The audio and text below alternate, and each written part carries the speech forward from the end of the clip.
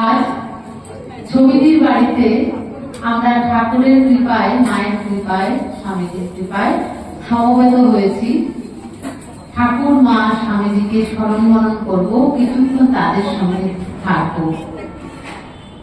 আর আমি এখানে সুযোগ পেয়েছি ঠাকুর মা স্বামীজির চরণে কিছু গান পুষ্পাঞ্জলি রূপে নিবেদন করার জন্য। বৈদিক মন্ত্র দিয়ে শুরু করছি।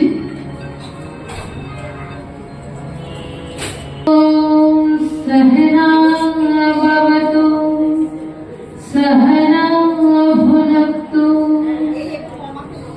स्वयं सर्वभूतै तेजस्विनावधीतमस्तु मा विद्विषावहै।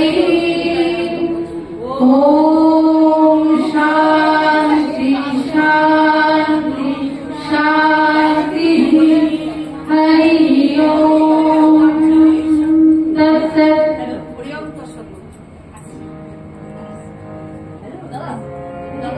ओम भावुकाय च धर्मस्य सर्वधर्मस्वरूपिणे अवतार वरिष्ठाय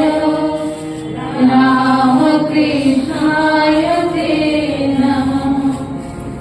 जननी शारदां देवी रामकृष्णं जगद्गुरु पादपद्मे तयोस्थित्वा प्रणमामि मुहुर्मुहुः। नमस्ते अज्ञानाय विवेकानन्दसूरये सच्चित्सुखास्वरूपाय स्वामिने नमः।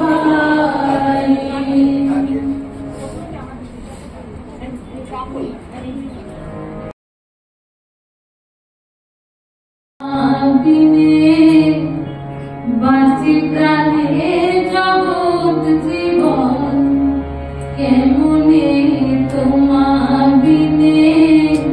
বাঁচি প্রাণে জগৎ জীবন বলো কি আছে আমার, বলো কি আছে আমার বিনে দুটি অভয় চরণ কেমনে তোমার বিনে। বাঁচি প্রাণে জগৎ জীবন।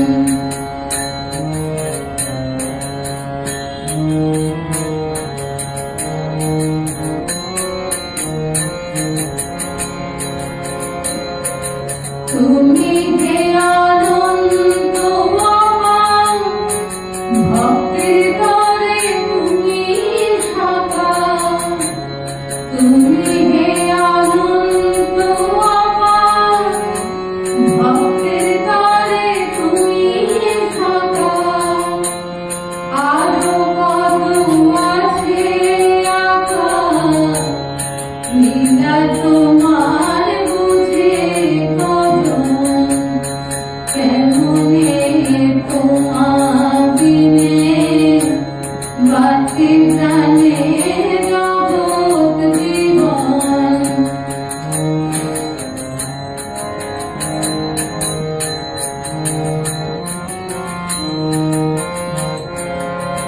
তুমি যে প্রেমিকের সখা নামটি তোমার অমিন মাথা। তুমি যে প্রেমিকের সখা নামটি তোমার অমিন মাথা। প্রেমহীনে দাও দেখা কেমন তুমি অনাথ শরণ। প্রেমহীনে দাও দেখা কেমন তুমি অনাথ শরণ। কেমনে তোমার বিনে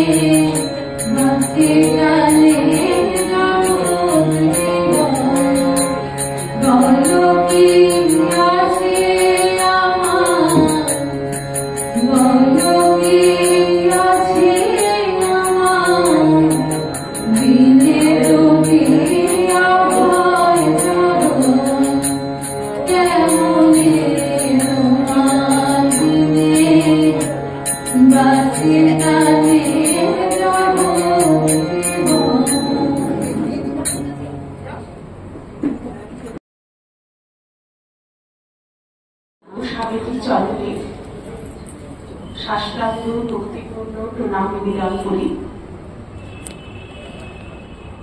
মঞ্চে উপবিষ্ট আপনাকে প্রণাম, মাতাজিকে প্রণাম, আর সকল ভক্তদের জানাই আন্তরিক শুভেচ্ছা, নমস্কার। আজকে এখানে এসে এত ভক্ত সমাগম দেখে খুব ভালো লাগছে। আর 3টে পাঠচক্র থেকে এসছে শুনলাম, খুব ভালো লাগছে এই জন্য একসঙ্গে এত ভক্ত দেখতে, এবং আপনারা আপনাদের জীবন থেকে সময় বার করে এই যে ঠাকুরের মায়ের স্বামীজি স্মরণ করণ করছেন তা দেখতে সত্যি খুব ভালো লাগছে। কেননা বাইরে আমাদের নানা আকর্ষণ, সেই আকর্ষণ বাদ দিয়ে আপনারা আজকে তো রবিবার এখানে এসে একসঙ্গে হয়ে ঠাকুরের কথা শুনতে এসছেন, সত্যি খুব ভালো লাগছে। এবং এটা ধন্যবাদ দেওয়ার মতোই, আমার কথা নয়, ঠাকুরের কথায়। ঠাকুর কি বলেছেন? সংসারী মানুষ বীর ভক্ত। সন্ন্যাসী তো ভগবানকে ডাকবেই, সে তো তাই জন্যই ঘর ছেড়েছে। কিন্তু সংসারী মানুষ সংসারে হাজারো কাজের মধ্যে যখন তাকে একটি বারও স্মরণ করেন, তাতে ভগবান খুবই প্রীত হন, জানেন যে ও 2 হাতে সব সামলে আমাকে মন দিচ্ছে। সেটাই মনে হচ্ছে যে সত্যি আন্তরিকভাবে বলছি, আপনাদের দেখে সেটাই মনে হলো যে সব রকম আকর্ষণ ত্যাগ করে এরা কিন্তু শুধুমাত্র ভগবানের কথা শুনবার জন্য একত্রিত হয়েছে। নিশ্চয়ই অতি অবশ্যই ঠাকুর মায়ের স্বামীজি আশীর্বাদ আপনাদের উপর বর্ষিত হবেই হবে। আজ আমি আপনাদের কাছে ঠাকুরের শিবজ্ঞানে জীবসেবা, আমরা জানি শিবজ্ঞানে জীবসেবা মনে করলেই আমাদের স্বামীজির কথা মনে আসে, তো কিন্তু আপনারা জানেন, তবুও বলছি, এই শিবজ্ঞানী জীবসেবা কিন্তু ঠাকুরের কথা। আমরা সেই দিনটার কথা মনে করতে পারি, খুব সম্ভবত 1884 সালের একটি দিন দক্ষিণেশ্বরে ঠাকুর বসে আছে তার ঘরে, ছোট খাটটিতে বসে আছে। আমরা সেটা সবাই মনে মনে কল্পনা করতে পারি। ঠাকুর বসে আছেন, ঘরে চাঁদের হাট, অনেকেই আছে, নরেন, রাখাল, আরো তার অন্যান্য গৃহী ভক্তরা। সেদিনকে ঠাকুর বৈষ্ণব ধর্ম নিয়ে আলোচনা করছিলেন। একটু আগে আমরা কীর্তন শুনছিলাম, খুবই সুন্দর। তো বৈষ্ণব ধর্মে সাধারণত 3টি বিষয়ের উপর খুব জোরদার করা হয়, খুব জোর দেয় ওরা। প্রথম হচ্ছে নাম করা, যেটি কীর্তন, এটিও নাম করার অন্তর্ভুক্ত, ভগবানের নাম নেয়া। আর আরেকটি আছে, নাম্বার 2 হচ্ছে যে সেবা, মানে ভক্ত সাধু সেবা। তারা কৃষ্ণেরই লোক, ভগবান শ্রীকৃষ্ণের লোক, এই জেনে সাধু ভক্তদের সেবা। এবং নাম্বার 3 হচ্ছে জীবের দয়া। ঠাকুর এই যে 3টে কথা বলতে সাধারণ ভাবেই বলছিলেন, তারপরে বলতে বলতে হঠাৎ ঠাকুর সমাধিতে চলে গেলেন। সমাধির পরে যখন অর্ধবাচ্যদশায় ফিরলেন, তখন ঠাকুর কতগুলো কথা বলেছিলেন যে জীবে দয়া নয়, তুমি কে জীবকে দয়া করার জন্য? শিবজ্ঞানে জীবসেবা। সাধারণ কতগুলো কথা, তাই না? শিবজ্ঞানে জীবসেবা। কিন্তু যে বোঝার, যে বলে না জহুরি জগৎ চেনে, সে ঘরে তো অনেকেই বসে আছেন। তাদের মধ্যে বসে আছে আমাদের নরেন্দ্রনাথ। তখন উনি স্বামী বিবেকানন্দ হননি, নরেন্দ্রনাথ। তিনি কি বলেছিলেন?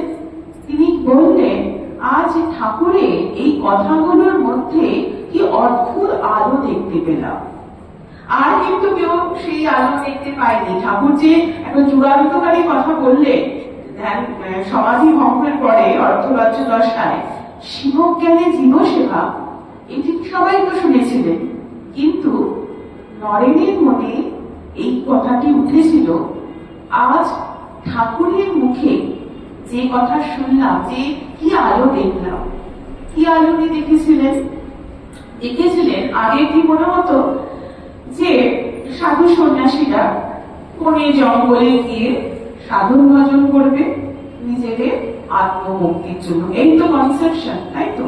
তার আগে ঠাকুর স্বামীজির আগে কনসেপশনটা কিন্তু এইটাই ছিল যে তারা লোকালয়ে ত্যাগ করে, কেননা এই জীবনটাকে মায়ার জীবন, মায়ার বন্ধনে তারা কেউ আবদ্ধ হবে না, তো লোকালয়ে ত্যাগ করে বনে গিয়ে ভগবানের স্মরণ করা। সাধু এই ধারণা আমাদের মনে তা ছিল। কিন্তু সেদিনকে নরেন্দ্রনাথ বললেন যে ঠাকুরের কথায় বুঝতে পারলাম বনের বেদান্তকে ঘরে আনা যায় এবং সংসারের প্রতিটা কাজে তাকে ব্যবহার করা যায়। আর আরেকটি কথা উনি বলেছিলেন, যদি ঠাকুর দিন দেন তাহলে আমি এটি করে দেখাবো, সেদিনকে বলেছিলেন। আমরা জানি ভগবান তাকে সেদিন দিয়েছিলেন এবং তারই ফলশ্রুতি হিসেবে প্রতিষ্ঠিত হয়েছিল রামকৃষ্ণ মঠ মিশন।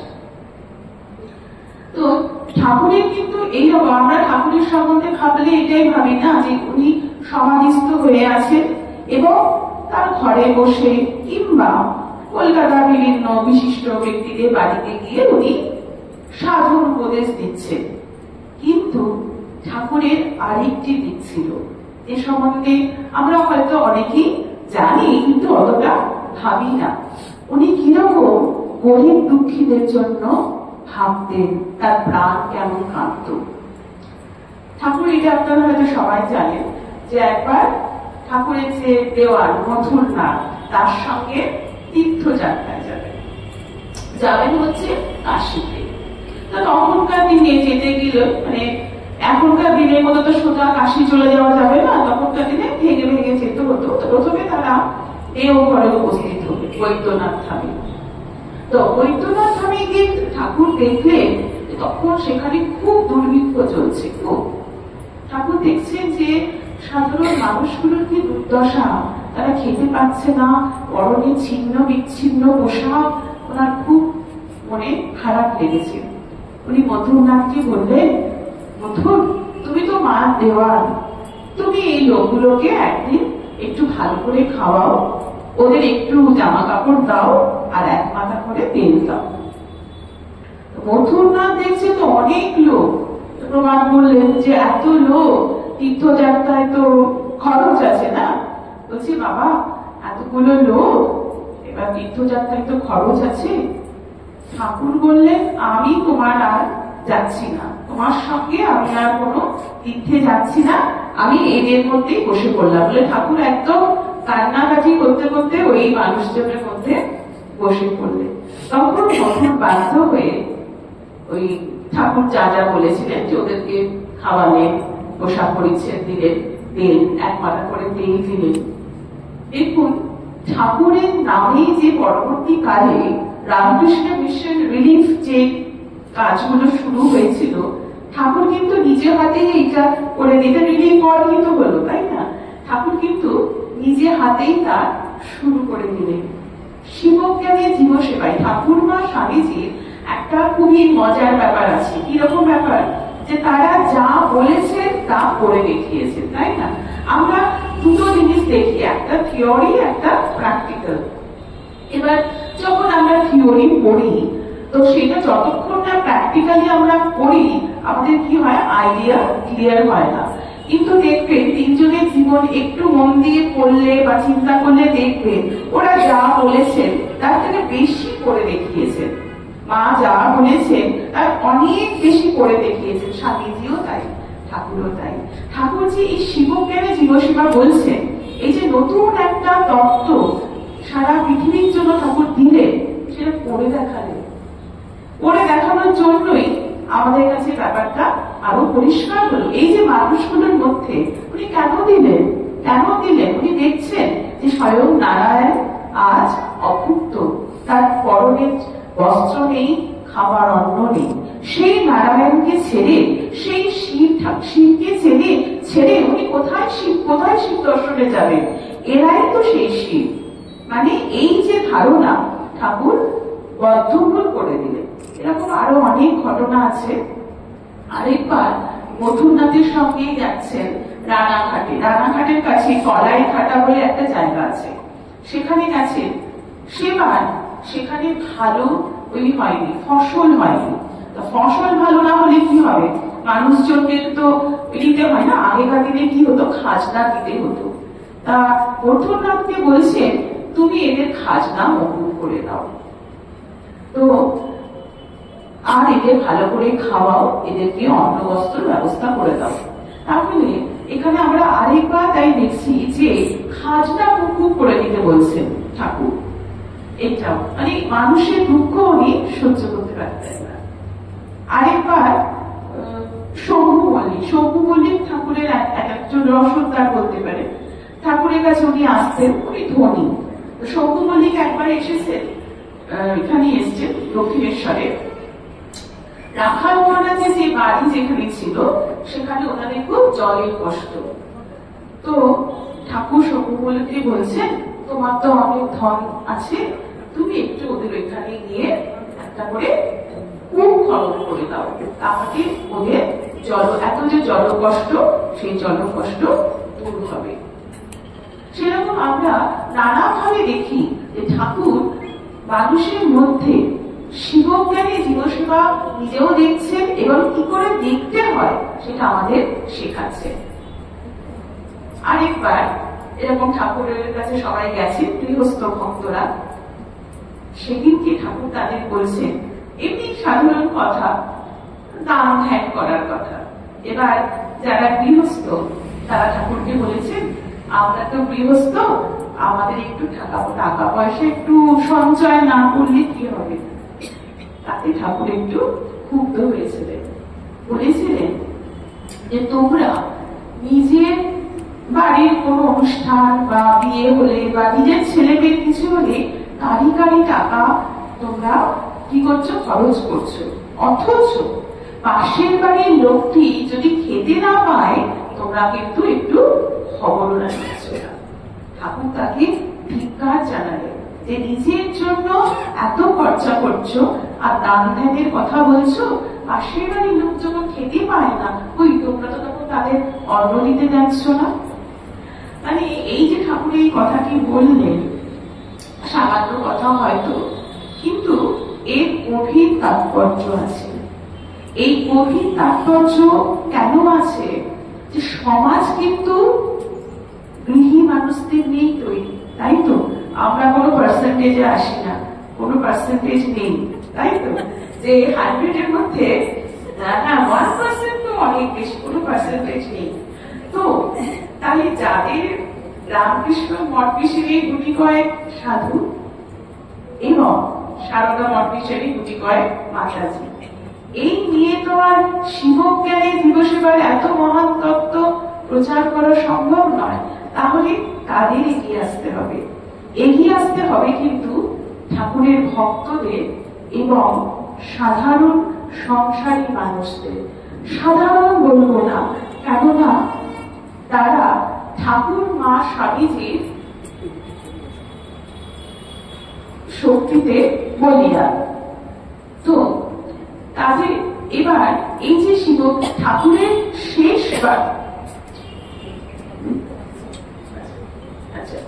ঠাকুরের শেষ 12 বছর যদি দেখা যায়, ঠাকুর কিন্তু এই যারা কিনা তথাকথিত অজ্ঞান বা দুঃখী বা যাই বলুন, তাদের জন্য কিন্তু উনি তার সময় দিতেন, তার কাছে তাদের ঘরে ঘরে যেতেন। এবং এমনও আমরা দেখেছি যখন তিনি যেতে পারছেন না, আমরা জানি তার শেষের দিকে শরীর ভালো ছিল না, সাধনা করে ঠাকুরের খুব সুঠাম দেহ ছিল, কিন্তু এই 12 বছরের সাধনা করার পরে তার ওই শরীর ভেঙে যায়। তখন ঠাকুর আর অতটা হাঁটতে পারতেন না, কিন্তু উনি কাঁদতেন যে আমি যেতে পারছি না তাদের ঘরে ঘরে। এই গানটি আমরা পেয়েছিলাম, যেটা ঠাকুর বলছেন, এসে পড়েছি যে দায় সে দায় বলবো কারে। পর জানে না, নিজে জানে যে নিজের কি দায়, পর জানে না সে কি দায়। মানে নিজের দায় নিজেই বোঝা যায়।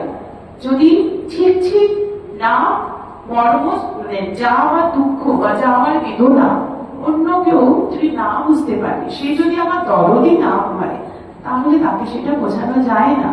ঠাকুর এটা কিন্তু বলেছিলেন যে এই শিবজ্ঞানী জীবসেবা তত্ত্ব বোঝাতে গিয়ে, তত্ত্ব ঠাকুর তো ওই রকম তত্ত্ব বোঝানোর জন্য কোনো কিছু বলতেন না, এটা ওনার প্রাণীর কথা। তাহলে আমরা পরবর্তীকালে দেখেছি যে স্বামীজিকে ঠাকুর একবার বলছেন তুই কি চাস, এটা আমরা সবাই জানি। তুমি আশ্চর্য কথা, স্বামীজি কি বললেন? স্বামীজি তখন স্বামীজি হয়নি, নরেন্দ্রনাথ, যে তুই কি চাস? উনি বলছেন আমি সুখদেবের মতো সমাধিতে ডুবে থাকতে চাই, আর মাঝে মাঝে এসে দেহ রক্ষার জন্য কিছু খাবার খেয়ে আবার সমাধি। আচ্ছা, এইটা একটু চিন্তা করুন, সাধারণ অবস্থায় যদি আমাদের প্রত্যেকেরই গুরুদেব আছেন, বা তো সে যদি কোনো শিষ্যকে জিজ্ঞেস করে তুমি তোমার সাধন পথে কি চাও, এবং সে যদি এই কথাটি বলে, তাহলে সে কি খুশি হবে? খুশি হবে তো। সমাধি সুখী তো সর্বোচ্চ। আমরা যে ধ্যান জপ যাই করি, ওই সমাধি সুখের জন্যই, আমরা বুঝি চাই না বুঝি, সেই প্রচেষ্টাতেই আমরা আছি। আলটিমেটলি আমরা সেদিকেই যাব। কিন্তু ঠাকুর তা করলেন না, খুব তিরস্কার করলেন। ছি ছি, তোরা তো হীনবুদ্ধি। নরেন্দ্রনাথকে বলছেন তোরা এত হীনবুদ্ধি কেন? হীনবুদ্ধি কেন? সে নিজের জন্য সুখ চাইছে। এটা কিন্তু ভাববার বিষয় যে নিজের জন্য সে চাই, সেটা কোনো পার্থিব সুখ চাইছেন না। নরেন্দ্রনাথ কি সুখ চেয়েছেন? সমাধি সুখ। ঠাকুর তাকে তিরস্কার করছি, ছি তোর এত হীনবুদ্ধি। আমি ভেবেছিলাম তুই একটা বট গাছের মতো হবি, আর তোমার ছত্র ছায় এসে সকলে ঝুলবে।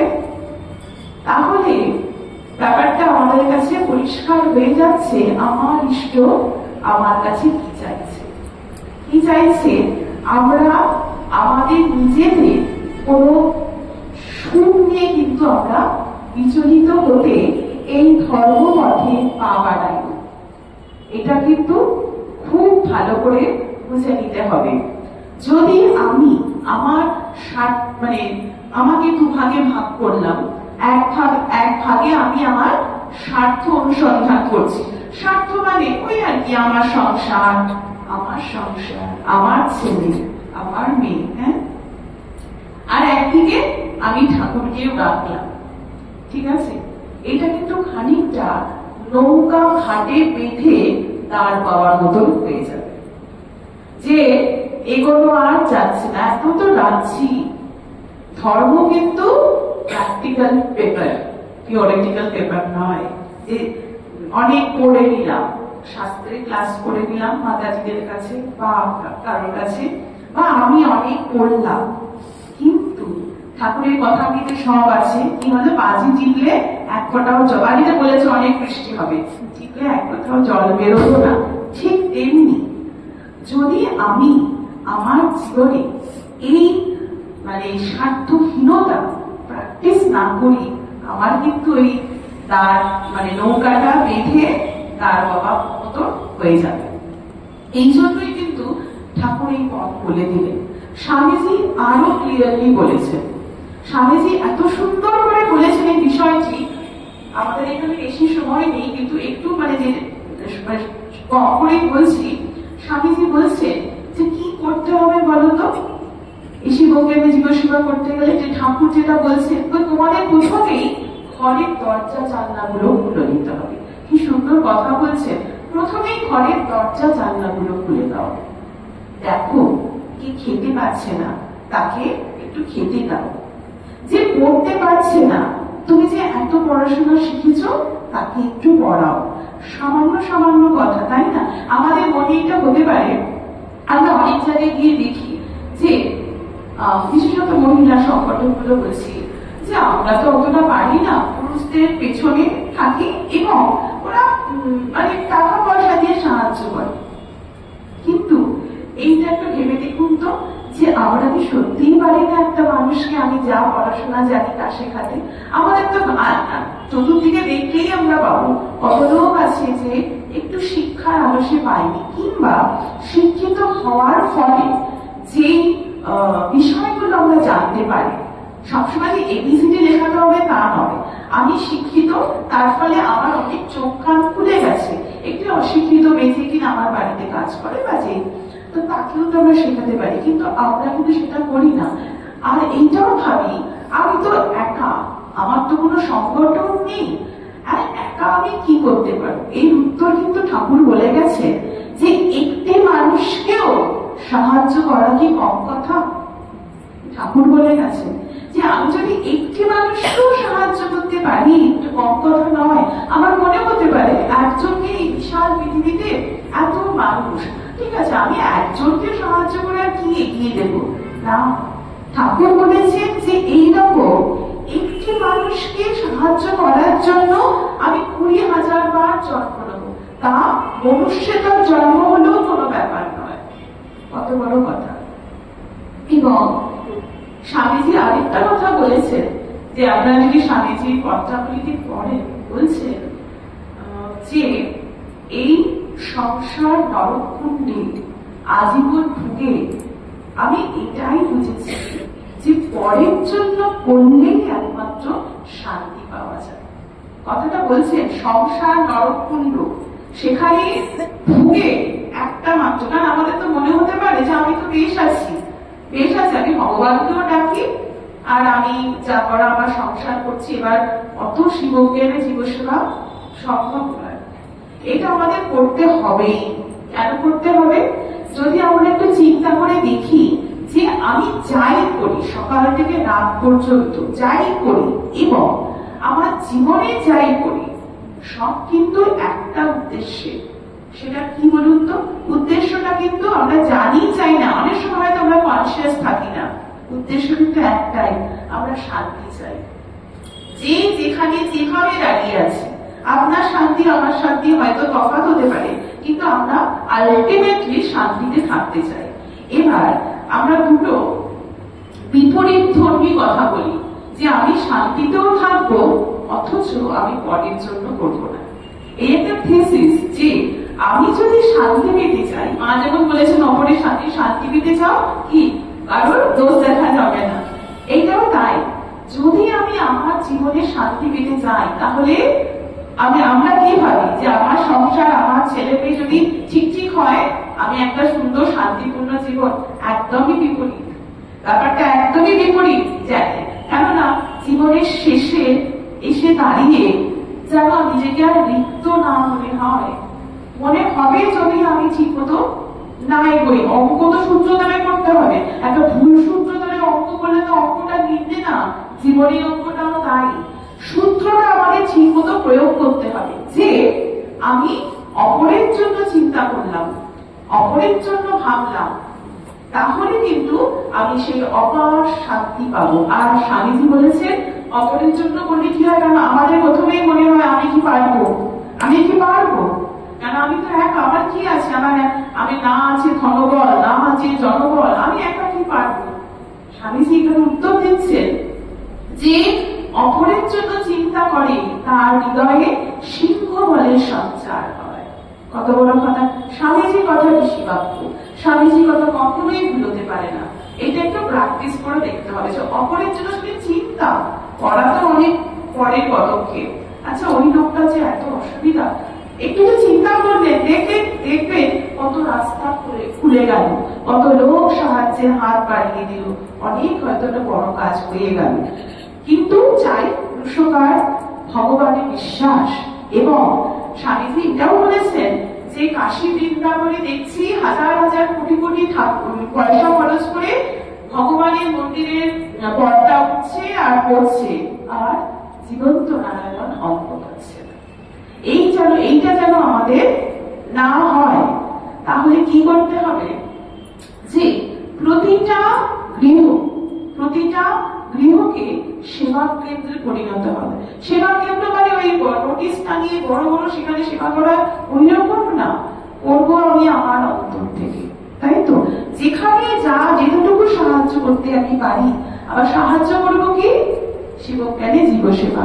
যদি আমি মনে করি আমি করছি, তাহলে কিন্তু তার সঙ্গে কে এসে জুটবে? দুজন, অহংকার অভিমান, সে আরেক সাংঘাতিক। তা নয়, এই জন্যই শিবজ্ঞানে জীবসেবা, যে আমি যাকে সাহায্য করছি, আমি যাকে একটু পড়াচ্ছি বা আমি যাকে একটু খেতে দিচ্ছি, কেন দিচ্ছি? ওর মধ্যে যে নারায়ণ আছে তাকে আমি দিলাম, ওর মধ্যে যে শিব আছে তাকে আমি দিলাম, তাহলে তো আমার সার্থকতা। সুতরাং আমি যদি আমার ভগবানকে সেবা করে, তো আমাদের মনে কি অভিমান আসে? আসে না। অহংকার আসে? আসে না। এইটাই হচ্ছে প্র্যাকটিক্যাল বেদান্ত, যে কর্মে পরিণত বেদান্ত।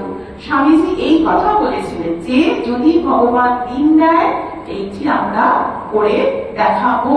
তাহলে এরকম অনেকে বলে যে আমরা যখন কোনো সৎসঙ্গ সৎপ্রসঙ্গ করি, মনটা অনেক উপরে উঠে থাকে, যেই মাত্র আমরা সেই জায়গাটা ত্যাগ করলাম, ধরুন মিশনে, মঠ মিশন বা বাড়িতে গেলাম, সঙ্গে সঙ্গে মনে হয় যে পরিবেশটা ঠিক অনুকূল নয়, মনটা আর ভালো হয় না। বাড়ির পরিবেশ আর এখানকার পরিবেশে অনেক তফাৎ। এই কথাটা অনেক ভক্তদের কাছে শুনেছি।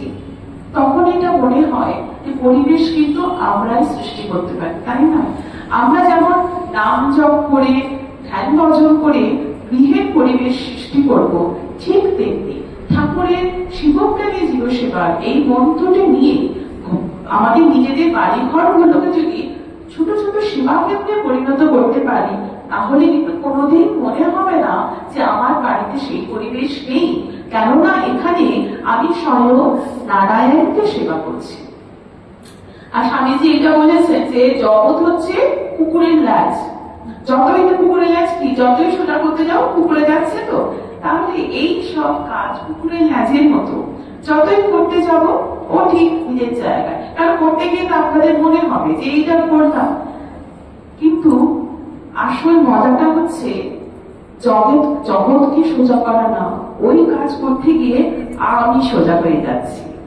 আমি ঠাকুর স্বামীজির মায়ের পিওরিটি রুলিং মেশিনে পড়ছি। পিওরিটি রুলিং মেশিন তো পবিত্রকরণের একটা মেশিন, এটা তাদের কাজ। এখানে পড়ছি এবং সেই চক্রে ঘুরে আমি পিওর হয়ে যাচ্ছি।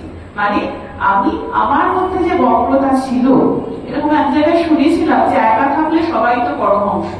আমি একা একা থাকি, কারোর সঙ্গে ঝগড়া নেই, ঝাঁটে নেই, কিন্তু কর্মে যখন আমি নামবো তখন বুঝবো যে আমার কি অবস্থা, অন্তরের দৈন্যতা আমি বুঝতে পারবো। এই বিষয়ে যদি সমনস্ক না হই, তাহলে কিন্তু এই লেভেল ছেড়ে আমরা কোনোদিনও উপরে উঠতে পারবো না। এই সকল কথা যত শুনবে, যত পড়বে, সব সেই তত্ত্ব কথা হয়ে রইবে, আমার জীবনে আর পরিণত হলো না। এই জন্যই কিন্তু ঠাকুরপা স্বামীজি এসেছিলেন, এবং যাতে আমরা এইগুলো আমাদের জীবনে পরিণত করে প্রকৃত মানুষ হয়ে উঠতে পারি, তার জন্যই কিন্তু এত ব্যবস্থা করে গেলেন। এই যে এত ব্যবস্থা করে গেলেন আমারই জন্য, আপনারই জন্য। সেই ব্যবস্থাটাকে আমাকে বুঝতে হবে, তার ভেতরে তত্ত্বটাকে দেখতে হবে, এবং আমাকে প্রাণে প্রাণে নিতে হবে। এই যেন আমার কি হয়, কথার কথা নয়, আমার অন্তরের ব্যথা। আমি গেলাম, শুনলাম এবং ভুলে গেলাম, আবার ওয়েট করলাম নেক্সট কোনো এরকম সম্মেলন হবে, আমি যোগ দেবো, ভালো ভালো কথা শুনবো, এবং আমি আমার সেই গঙ্গা স্নান করার মতো। তুমি গঙ্গা স্নান করতে গেলে ঠাকুরের কথা কিন্তু সব আছে, পাপগুলো একটা গাছে থাকে, ঠাকুরের মাথাতেও আসে, আবার যে নেমে আসলাম ওই পাপগুলো আবার আবার থাকে, সেরকম ব্যাপারটা হয়ে গেল। তাহলে এটা কিন্তু আমাদের নিজেদের কাছে নিজেদের শপথ দেওয়া, যে ঠাকুরের এই শিবজ্ঞানী জীবসেবা, এই স্বামীজির এই প্র্যাকটিক্যাল বেদান্ত আমি আমার জীবনে নিয়ে আসবো, এবং আমার জীবন আমি ধন্য করব। আবার ঠাকুর মা স্বামীজির চরণে প্রণাম জানিয়ে